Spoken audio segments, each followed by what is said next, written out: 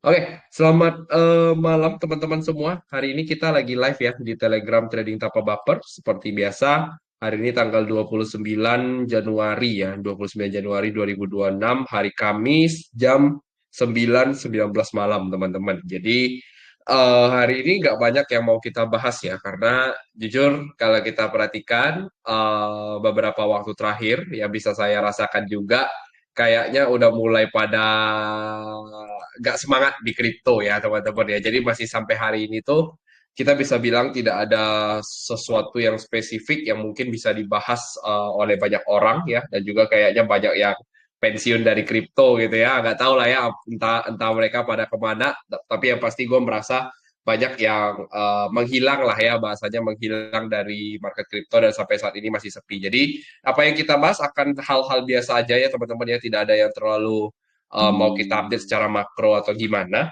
Tapi untuk kita tetap up to date aja ya, kita tetap up to date terhadap pergerakan market dan apakah ada opportunity yang bisa kita bahas bersama-sama teman-teman ya. Nah, pertama-tama tentu seperti biasa ya teman-teman, mungkin sebelum biasanya kan kita langsung lihat ke BTC ya teman-teman, tapi sebelum ini mungkin gue mau bahas satu dua hal ya teman-teman ya. Nah, terakhir sih kalau di YouTube ya, kalau di YouTube kita bahas apa ya? Kita terakhir itu bahas tentang potensi turun Bitcoin ke 82,8 ribu. Nah, itu sebenarnya masih relevan ya, teman-teman. Kalau mau melihat, tinggal silakan dicek aja di video kita di Trading Tanpa Baper, Vincent Chandra. Silakan teman-teman lihat dari video yang 4 hari yang lalu. Di sana banyaklah hal yang gue kasih tahu kenapa alasannya bisa di 82,8. Sampai hari ini belum tercapai, jadi masih bisa teman-teman lihat sebagai potensinya ya. Nah, saat ini kalau kita perhatikan ya teman-teman ya, market overall kalau di crypto sendiri untuk altcoins ya, kita nggak ngomong Bitcoin doang. Kalau secara satu minggu terakhir ya, ini saya buka dari cryptobubbles.net, untuk market cap 1 sampai 100 ya, satu minggu terakhir ini top gainers masih cukup sedikit ya teman-teman. Ini pas GXAUT ini adalah emas ya, sedangkan yang lain mungkin seperti pump ya, ada pump fund, ada hyperliquid tentu diikuti dengan Aster dan juga Lighter ya teman-teman.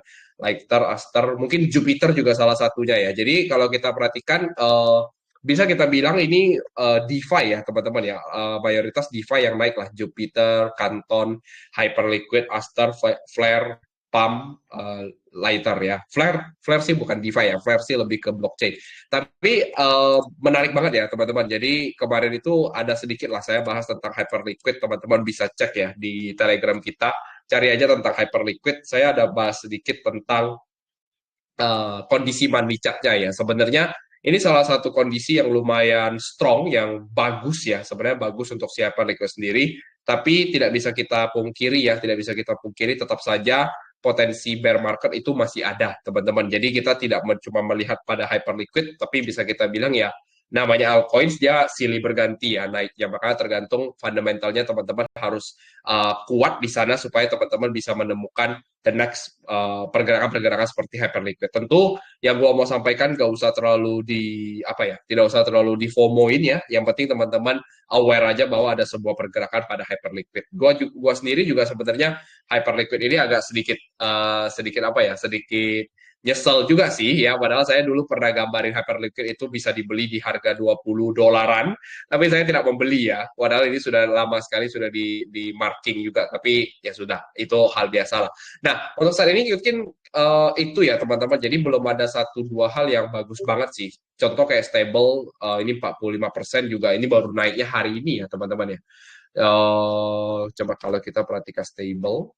Jadi sebenarnya banyak lah yang sebenarnya ada, dia udah naik lumayan kan, udah naik hijau-hijaunya udah lumayan, terus tapi nanti dia balik lagi ke bawah gitu. Jadi kalau kita lihat altcoinsnya masih random banget ya, masih random banget, tidak ada satu hal pun yang mungkin kita bisa bahas secara spesifik untuk sektoral. Ya ini salah satu yang juga lagi naik daun ini, Mix Finance ya, nggak tahu bacanya kayak mana, Mix atau Mix.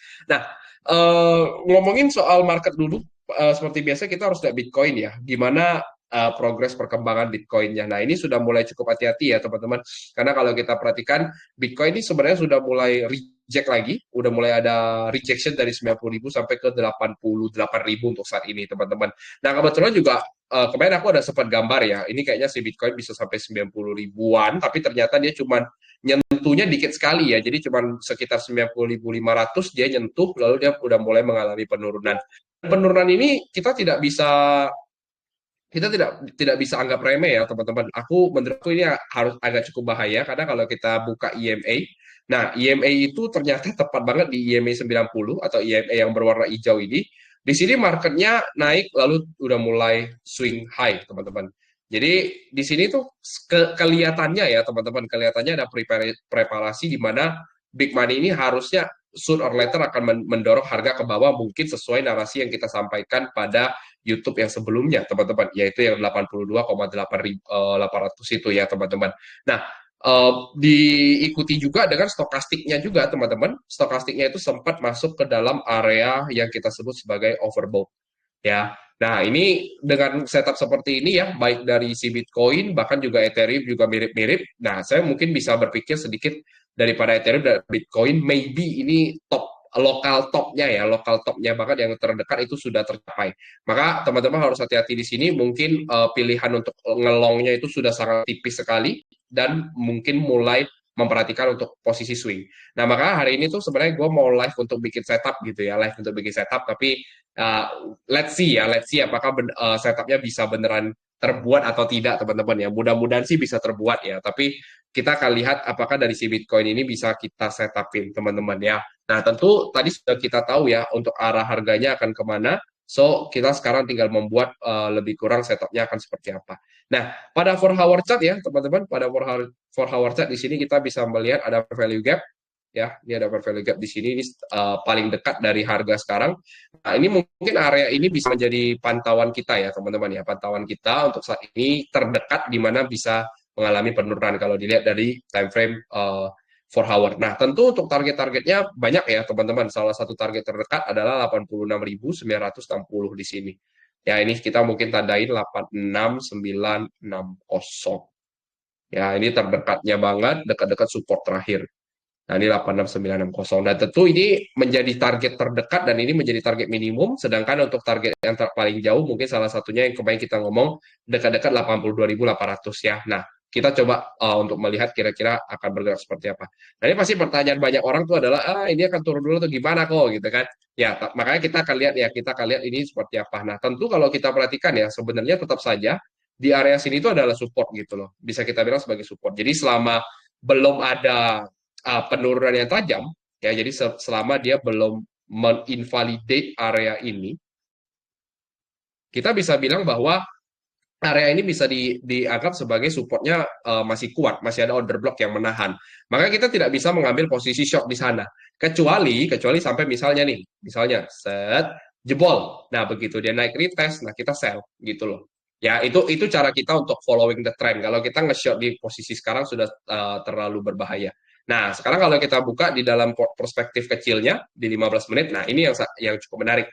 Menurut saya pribadi, karena ini merupakan area support ya, I don't know, ini untuk saat ini belum ada konfirmasi yang sangat kuat untuk market bisa naik.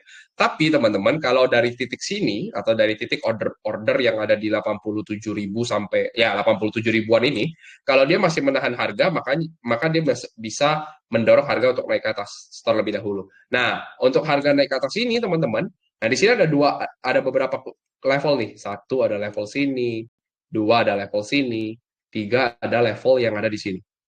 Nah, level seperti ini, teman-teman. Nah, ini yang kita di dalam ICT itu bisa kita sebut sebagai yang namanya area-area order block ataupun juga order block yang kadang-kadang juga bisa kita bilang sebagai tipuan itu disebut sebagai inducement kan. Nah, maka dari titik sini kan ini ada beberapa titik ya. Sebenarnya kalian paling gampangnya tinggal kayak gini. Ini tarik ke kiri, kita tarik ini ke kiri. Mana yang lebih banyak gitu secara order blocknya. Nah, contoh. Nah, kan kalau kita lihat seperti ini ya, kalau menurut saya pribadi harusnya paling paling ideal itu adalah di sini. Ya, paling ideal adalah yang warna biru yang ada di atas. Karena ini ada beberapa titik sekaligus dia merites beberapa kali. Ya. Jadi menurut saya pribadi, teman-teman, nah dari titik sini, ini ada kemungkinan untuk si Bitcoin ini menciptakan sebuah yang namanya pergerakan inducement, which is di 88.862, itu sebagai inducement terdekatnya. Nah, itu akan menjadi liquidity di mana target harga sebelum akhirnya dia turun ke bawah. Nah, tepat di order block yang ada di sini, which is di 88.932. Nah, ini tuh sebenarnya adalah sebuah area yang saya lihat sebagai salah satu area yang bisa kita pakai untuk kita sell gitu. Ya. Nah, itulah untuk si Bitcoin untuk saat ini di mana kalau misalnya saya mau sell, saya akan lebih prefer untuk ngambil di sana kecuali sampai dia bisa jebol baru kita akan mengupdate posisinya gitu. Ya, baru kita update posisinya. Nah, untuk saat ini seperti itu. Dan kalaupun misalnya teman-teman lihat juga ya dari sebuah swing terakhir paling atas, katakan dari sini, ya kalian tarik Fibonacci aja sampai ke paling bawah. Nah, area ini itu berada di dekat area 0,5 atau bahkan kalau teman-teman buka lagi itu ada di sekitar tengahnya ya. Tengahnya itu adalah 0,382 sampai 0,5. Jadi ini salah satu Fibo yang orang tuh sebutnya sebagai Fibo high energy ya, high energy rally. Bisa bisa dibilang seperti itu. Ya agak agak susah lah tapi silakan dicari aja lah, silakan dicari teman-teman semua. Ya. Nah, ini sebagai area saya menurut saya pribadi disitulah kita bisa melakukan posisi sell. Oke, nah udah. Jadi ketemu ya sebenarnya area paling gampang, udah seperti itu sih, seperti itu. Jadi kalau saya misalnya mau limit, ya saya tinggal limit seperti ini. Ya, tentu sekarang adalah hari Kamis nih teman-teman. Ini adalah hari Kamis. Nah, market ini pasti pergerakannya besok ya untuk hari Jumat kan tanggal 30 itu pergerakannya pasti akan melambat. Jadi kita tidak bisa expect mungkin ini bergeraknya bisa cepat. Mungkin ini akan makan waktu ya teman-teman. Menurut saya pribadi akan makan waktu sih. Mungkin paling-paling besok pagi atau enggak hari Jumat benar-benar di hari Jumat baru bisa kena area entry-nya dan baru dia bisa mulai bergerak itu di weekend agak lambat mungkin hari Senin mungkin ya mungkin hari Senin baru bisa kena take profit menurut saya pribadi seperti itu. Nah paling dekat sebenarnya tinggal 1/2 kalau untuk stop loss ya sebenarnya tidak usah jauh-jauh banget, stop loss saya cukup Pak, di sini aja. Nah saya cukup itu terlalu masih 1/4 biar lebih aman 1/3 aja. Iya, nah di sini. Oke, nah ini paling amannya seperti ini teman-teman. Tapi sebenarnya mau dikecilin lagi sih nggak masalah juga sih 1/4 sih ini juga sudah oke. Ya, karena patokan saya di sini ada satu mitigation block ya namanya ya. Nah di sini nih, ya. Nah di situ sebenarnya bisa kita jadikan acuan untuk stop loss. Sebenarnya lebih kurang lah 1/3 lah. Kita kita untuk biarin 1/3 saja. Lebih kurang seperti itu. Ya, nah jadi ini untuk saat ini ya, yang perspektif yang saya bisa lihat. Dan bahkan ini sebenarnya kalau take profitnya mau dilebarin ya bisa sampai bawah sini. Ya, dengan kepercayaan atau harapan bahwa kita tetap akan pergi ke 82,8K ya. Apalagi kalau teman-teman nanti buka buka pada monthly chart ya, buka pada monthly chart ya ini semua masih dalam kondisi yang candlestick-nya bearish ya. So, in my point of view, tidak ada alasan untuk kita melakukan buy yang terlalu jauh ya. Kecuali teman-teman mau buy-nya itu very very kecil ya, short term banget gitu. Kalau di sini ya mungkin kalian anggap ini sebagai support gitu kan. Nah, kalau ada konfirmasi dari titik sini bisa naik, nah barulah kalian boleh ngambil posisi. Tapi jangan jangan targetingnya tuh sampai sampai atas-atas banget gitu. Ya, nah itu bahaya sekali karena kalau kita lihat pergerakan marketnya ini sudah mengkonfirmasi bearishnya masih lumayan kuat di sana, teman-teman. Ya, so itu sih yang mau saya share salah satunya hari ini untuk si Bitcoin. Nah, untuk koin-koin lain seperti apa? Koin-koin lain untuk saat ini saya tidak melihat ada koin yang bagus banget ya untuk pergerakan bullish. Salah satu yang mungkin kemarin kita sempat bahas tuh sebenarnya ada Axelar ya teman-teman. Nah ini ada di ekosistemnya ekosistemnya Ethereum ya. Kalian bisa cari tahu fundamentalnya oke. Fundamentalnya oke apalagi kalau kita ngomongin project zaman now gitu ya. Project zaman now ini salah satu project yang lumayan oke dengan volume yang saat ini lagi besar adalah si Axelar. Nah, ini sebenarnya kemarin sempat ada gue bilang buy di sini. Ya, sempat naik tapi naiknya dikit sekali ya. Naiknya kurang lebih 10% ya di sini. Sekarang udah turun lagi ke bawah. Nah, ini dia masuk lagi ke demand yang bisa dibilang demand terakhirnya ya. Kalau ditarik dari Fibonacci terakhir, ini harusnya merupakan area 0,75. Nah, iya. Ya. Nah, ini salah satu yang bisa dipantau untuk posisi buy ataupun long. Ya, tapi very very short term ya teman-teman karena tetap hati-hati bahwa si Bitcoin saya tetap kepercayaan saya paling besar tetap Bitcoinnya sebagai mother of cryptocurrency itu bisa mendorong harga-harga kripto lainnya untuk mengalami penurunan. So, itu yang bisa saya sampaikan. Saya coba akan melihat request-request teman-teman yang ada di TTB ya. Jadi ini live-nya kita live sebentar saja. Ini kurang lebih 15 menit udah ya berjalan seperti biasa. Oke.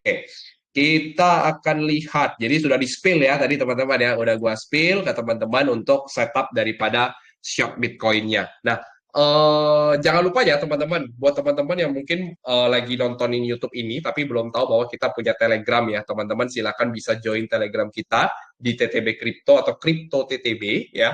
Teman-teman juga bisa join langsung lewat link yang ada di deskripsi YouTube. Dan buat teman-teman yang lagi di Telegram belum tahu kita punya YouTube channel, nah silakan teman-teman subscribe ya Vincent Chandra ataupun @trading tanpa baper supaya teman-teman tidak ketinggalan live-live yang selanjutnya. Oke, nah itu tadi ya untuk sedikit briefingnya. Lalu saya akan melihat request-request teman-teman. Wah, sedikit sekali requestnya ya. Oh, malah ada yang lagi ngomongin Antam ya. Ya benar juga ya. Jadi yang saya dengar-dengar ya, yang saya dengar-dengar bahwa orang-orang di crypto market itu kan karena mungkin lagi sepi-sepinya, orang-orang pada pindah saham teman-teman ya. Jadi ceritanya pada pindah saham Indo, pada pada menganalisa IHSG dan segala macam. Nah, ternyata 2 hari ini IHSG-nya gila ya. 2 hari ini IHSG-nya mengalami penurunan hampir 15% ya, teman-teman. Jadi, wow, wow sekali ya. Wow, wow sekali dia mengalami penurunan yang cukup jauh. Nah, banyak orang melihat salah satunya yang bisa dibahas itu kan salah satunya adalah saham-saham yang berkaitan dengan emas, saham-saham yang berkaitan dengan nikel, saham-saham yang berkaitan dengan tembaga, teman-teman, ataupun copper. Karena salah satunya mereka melihat XAU sendiri itu harganya sudah all time high terus 5.500. Harusnya emas nggak mungkin lah dijatuhin ke bawah. Tapi kalian mikir lah gitu. Coba mikir, ini kan saham. Ini bukan emas. Sekali lagi kita balik lagi konteksnya gitu ya. Kita ngomongin konteks jangka panjangnya. Kalau kita ngomong jangka panjangnya ya Antam ini sudah terlalu jauh gitu loh. Ya Antam ini sudah naik sudah dari bullish flag yang jauh panjang sekali sekarang udah rally segini panjang. Jadi kalau teman-teman mau bullish banget tuh saya malah agak curiga. Curiganya kenapa? Karena kita tidak tahu nih, misalnya kalau misalnya sampai ini tutupannya adalah merah mingguannya, nah kalian bisa lihat volumenya tinggi sekali. Ya, apalagi kalau teman-teman turun ke daily ya, teman-teman turun ke daily. Nah, ini volumenya itu benar-benar besar lah, teman-teman ya, benar-benar besar walaupun sekarang diikuti dengan adanya week nih, teman-teman. Nah, mungkin week ini ya dia tetap akan menurut saya pribadi dia tetap akan naik lah. Dia tetap akan naik, tapi kenaikan ini mungkin akan terbatas ya, teman-teman ya, karena tentu resisten-resistannya sudah mulai terbentuk. Range-nya tuh makin kecil, volatility-nya tapi makin besar ya range-nya makin kecil, volatility-nya makin besar. Nah, untuk saat ini, kalau untuk seperti Antam ini ya, dia saat ini lagi mantul di sini. Ini ada apa namanya inside bar ya, ada area inside bar. Nah, kalau ada area inside bar seperti ini, malah saya kurang preferable untuk saya ambil ya. Karena menurut saya pribadi ini paling-paling cuma naik dikit banget, mungkin 4.470, 4.480. Lalu mungkin dia akan konsolidasi gitu loh. Dia konsolidasi, naik. Ya, jadi dia akan konsolidasi di sini. Paling-paling mentok-mentok banget dia naik dikit turun lagi gitu loh. Ya, itu mentok-mentok banget untuk saat ini. Karena ya ini selling point-nya udah gede sekali ya. Kalau saya buka lower time frame-nya yang lebih dalam lagi, ini kan kalau kita lihat udah change of character seperti ini. Ya kan, kalau kita masuk ke lower time frame. Nah, ini dengan perspektif ini malah mentoknya bahkan 4640 malah nggak bisa naik sampai ke atas. Di titik sini ini sudah resisten. Jadi mungkin besok pagi mungkin dia cuma naik dikit, lalu dia sudah turun ke sini nih. Mungkin ya, order block yang ada di sini. Nah, ini kalau mungkin mau diincar 4.000-an berarti ya, area 4.000-an. Kalau masih dikasih. Kalau masih dikasih. Jadi kalau menurut saya, pergerakan mungkin akan seperti ini. Ya, jadi naik dikit, turun lagi ke sekitar 4.000-an, baru dia mungkin mengalami kenaikan. Dan nanti kita lihat, waktu dia naik nih, bisa naiknya sampai mana. Itu sih, ya untuk si Antam. Dan saham-saham lain untuk emas-emasan tuh saya tidak terlalu suka ya, jujur seperti itu. Jadi itu sedikit tambahan aja ya untuk saham-saham seperti emas. Itu saja. Menurut saya kalau mau cari saham itu harus cari saham komoditas yang harusnya belum naik, bukan komoditas yang sudah naik. Ya, itu apalagi kalau adanya reversal flow seperti ini ya, reversal flow maksudnya flow yang berganti antara outflow sama inflow yang baru seperti itu. So, itu dulu teman-teman untuk live hari ini. Semoga bermanfaat. Ya, jangan lupa subscribe untuk YouTube-nya dan juga jangan lupa follow kita di Telegram. Kita ketemu lagi di live yang selanjutnya. Semoga bermanfaat. Jangan lupa disclaimer on. Bye-bye teman-teman semua.